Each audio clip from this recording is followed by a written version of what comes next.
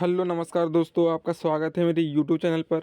जैसा कि हम थंबनेल देखा, मध्य प्रदेश के लगातार बहुत सारे आउटसोर्स भाइयों, श्रमिक भाइयों द्वारा कमेंट की जा रही थे कि जो न्यूनतम वेतन है वह कब क्लियर होगा और डेट पे डेट क्यों बढ़ाई जा रही है। इसकी जो सुनवाई होना है वह अब अंतिम सुनवाई है, जो WP9401 है, इसकी 17/12/2024 को, और इसी पे जो मर्जर है WP10/772, इसकी भी डेट 17/12/2024 दिखा रहा है।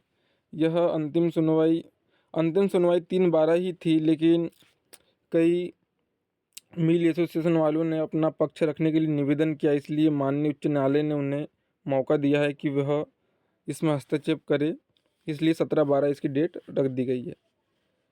यह मिल जो टेक्सटाइल मिल एसोसिएशन है जिन्होंने इस पे स्टे लिया है, वह सिर्फ वो अकेला जिम्मेदार नहीं है, कहीं ना कहीं विभाग भी इसका जिम्मेदार है, क्योंकि जो मजदूर श्रेणी है उनका लगातार कई वर्षों से शोषण ही हो रहा है। अगर देखा जाए तो न्यूनतम वेतन जो वेज रिवाइज होता है उसका 5 साल का नियम है। इससे पूर्व 2014 में हुआ था, उसके बाद सीधा 19 में होना था, लेकिन सरकार ने नहीं की। उस समय भी जो वर्तमान सरकार है बीजेपी, उस समय भी बीजेपी का ही शासन था, लेकिन उन्होंने नहीं किया। श्रमिकों का शोषण ही करते आए हैं, और उसके बाद 10 वर्षों बाद यह वेज रिवाइज किया गया, लेकिन उस पर भी स्टे ले लिया गया।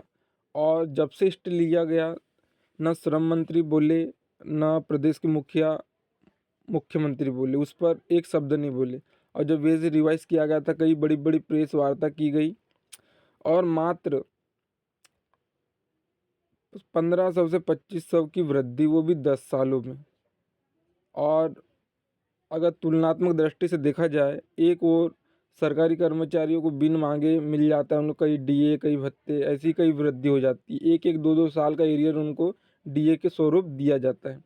और वही बात करें सिर्फ मजदूरों को, 1500 से 2500 की वृद्धि, वो भी 10 सालों में, उसको भी दिलाने में सभी को परेशानी हो रही है। सही कहा जाता है कि मज़दूर मजबूर है। कई कंपनियों में काम कर रहे हैं, उनके द्वारा लगातार मैसेज किया जा रहा था। आउटसोर्स कर्मचारी को तो चलो, एक और वो विभागीय कर्मचारी है, उनको भी कलेक्टर रेट में रखा गया है, जबकि ऐसा नहीं होना था। उनको अलग वेतनमान डिसाइड करना था सरकार ने, लेकिन उनको भी कलेक्टर रेट में रख दिया गया। और इनके अलावा जितने मजदूर है बेचारे, जो कंपनियों में काम करते हैं, ठेके में काम करते हैं, उनके लिए बहुत पीड़ा का समय है, क्योंकि उन्हें दैनिक वेतन के रूप में काम करना पड़ता है, और जिस दिन जाते उन्हें उसी दिन का मानदेय दिया जाता है।